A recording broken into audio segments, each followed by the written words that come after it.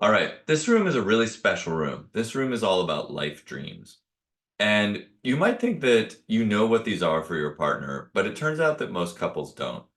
And in fact, one of the most interesting things I learned from my interviews of entrepreneurial couples was how often, if there was one person who was an entrepreneur and the other wasn't, the other person didn't really understand the dream behind being an entrepreneur, behind starting and running a company, and also how often that was reciprocal. So how often the entrepreneur didn't understand their partner's world.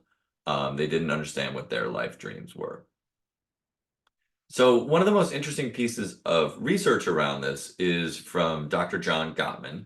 And what he found in his research was that when you followed couples for years at a time, 2, 4, 6, 10 years, that when couples would come back and they would check in with them in their lab, they would two-thirds of the time be fighting about the same things. So the reason this matters is that those fights were often persistent fights because underneath them was an unrealized life dream. So the couple was fighting about the thing on the surface, but they weren't able to tap into that life dream underneath it, which explained why they kept coming back to it. All right, so what could be more important than helping your partner achieve their life dreams?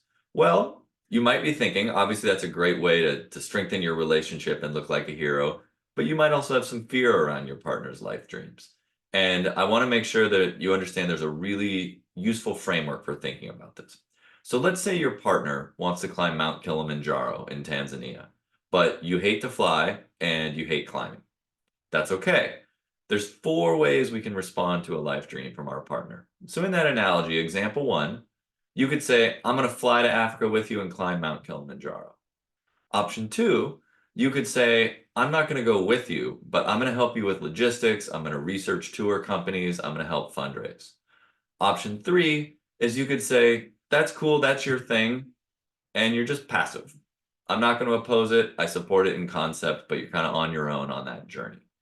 And option four is you could actively oppose it. You could say, that's ridiculous. That's a waste of money. Why would you do that? So as you can imagine, of those four responses, any of them are fine except for that last one. So you have a range of options as you discover this life dream from your partner. All right, I want to share three things that you can do to better engage with your partner's life dreams. So option one is what I call the dreams date.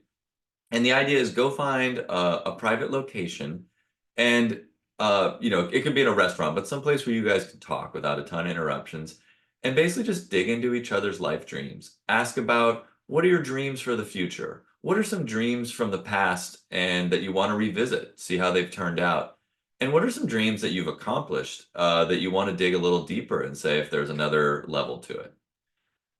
The second thing you can do is you can take one of these issues where you're gridlocked or stuck, and it could be something as simple. I would recommend starting with not the most. You always want to start with the not most intense thing. You want to start with something that's like a 2 or a 3 out of 10 on the intensity scale, not a 9 or a 10. So it could be something like cleanliness or bedtimes. And if you Google dreams within conflict, there's a wonderful set of questions that Doctors John and Julie Gottman came up with to ask your partner about. And while it can sometimes seem scary, if you stay really curious and committed to just deeply understanding your partner and knowing that you're going to flip that around, you can often make really incredible progress on what had been this persistent, sticky issue and unearth this huge opportunity of learning about your partner and their life dreams. And again, if you remember those four options for how you can respond to that life dream, you can realize you have a lot of options. You just don't want to be actively opposing it.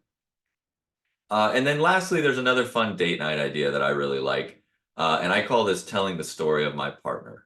So similar, you go off for a date night, you find a good location to talk, and one person basically tells the story about the other person, sort of their perception of where they're at in life, who they are, how they're perceived, what their goals in life are, and so on. And then that person gets a chance to tell their own version of that story. And then, of course, you would flip it around.